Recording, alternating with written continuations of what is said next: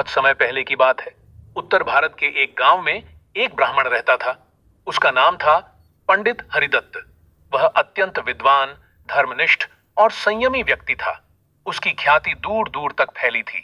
लोग उसे सलाह लेने आते थे, परंतु उसके पास धन की कमी थी। फिर भी वह सदा संतुष्ट रहता।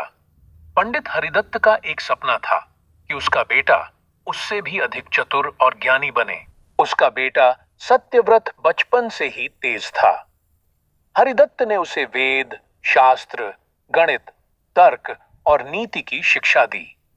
सत्यव्रत जल्दी ही गांव में अपनी बुद्धिमानी के लिए प्रसिद्ध हो गया। एक दिन पंडित हरिदत्त ने अपने बेटे को बुलाया और कहा, बेटा, ज्ञान का उद्देश्य केवल शब्दों में नहीं, कर्म में होता है। मैं चाहता हूं कि तुम इस संसार में जाकर अनुभव प्राप्त करो और यह सिद्ध करो कि तुम केवल ज्ञानी ही नहीं, चतुर भी हो। सत्यव्रत ने पिता की आज्ञा मानी और यात्रा पर निकल पड़ा। सत्यव्रत एक नगर पहुंचा जहां एक अमीर व्यापारी दुखी बैठा था। उसने बताया कि उसके घर से एक कीमती हीरा चोरी हो गया है। 3 नौकरों पर संदेह था, लेकिन सब निर्दोष होने का दावा कर रहे थे। सत्यव्रत ने तीनों नौकरों को बुलाया और सबको एक एक लकड़ी दी। उसने कहा, यह जादुई लकड़ी है। जो चोर होगा उसकी लकड़ी सुबह तक 1 इंच बढ़ जाएगी।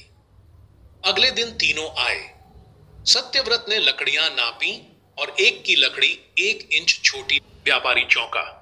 सत्यव्रत हंसते हुए बोला, मैंने कोई जादू नहीं किया, परंतु चोर को डर था कि उसकी लकड़ी बढ़ जाएगी, इसलिए उसने रात में 1 इंच काट दी। व्यापारी बहुत प्रभावित हुआ और सत्यव्रत को इनाम देकर विदा किया। सत्यव्रत की ख्याति फैलती गई। वह एक अन्य राज्य पहुंचा जहां का राजा बहुत ही घमंडी था। उसने घोषणा कर रखी थी कि जो उसकी 3 पहेलियों का उत्तर दे देगा उसे अपना मंत्री बना देगा। सत्यव्रत ने चुनौती स्वीकार की। पहेली ऐसी कौन सी चीज है जो बिना पंखों के उड़ती है, बिना पैरों के चलती है और जिसे कोई रोक नहीं सकता? सत्यव्रत ने उत्तर दिया, समय।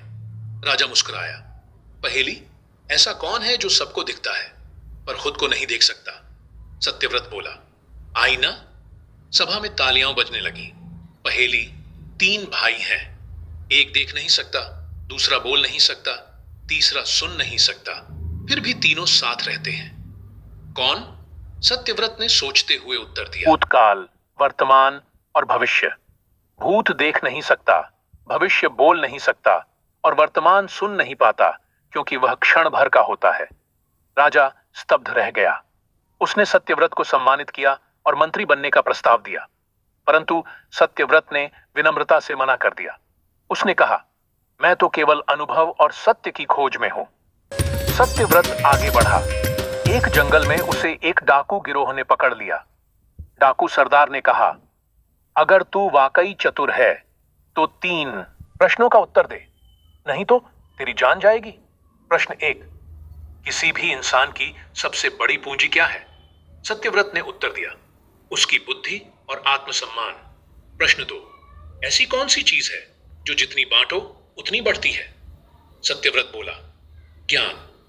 प्रश्न 3, अगर कोई तुम्हें अपमानित करे तो सबसे चतुर प्रतिक्रिया क्या होगी? सत्यव्रत ने मुस्कुराते हुए कहा, मौन रहना। मौन सबसे बड़ा उत्तर है जो अपमान करने वाले को स्वयं शर्मिंदा कर देता है। डाकू सरदार चकित रह गया। उसने सत्यव्रत को न केवल छोड़ दिया बल्कि उसका शिष्य बन गया। सत्यव्रत ने उसे जीवन का मार्ग दिखाया और डाकुओं को सच्चा जीवन जीने की प्रेरणा दी। 1 वर्ष बाद सत्यव्रत अपने गांव लौटा। पंडित हरिदत्त ने उसका आलिंगन किया और पूछा, बेटा, क्या तुमने दुनिया देख ली? सत्यव्रत ने सारी बातें बताई। हरिदत्त ने गर्व से कहा, अब तुम केवल विद्वान नहीं, एक सच्चे चतुर ब्राह्मण बन चुके हो। चतुराई केवल तर्क या चालाकी नहीं होती। सच्ची चतुराई होती है समय की समझ, मौन का मूल्य, ज्ञान का सदुपयोग और सत्य का साथ देना।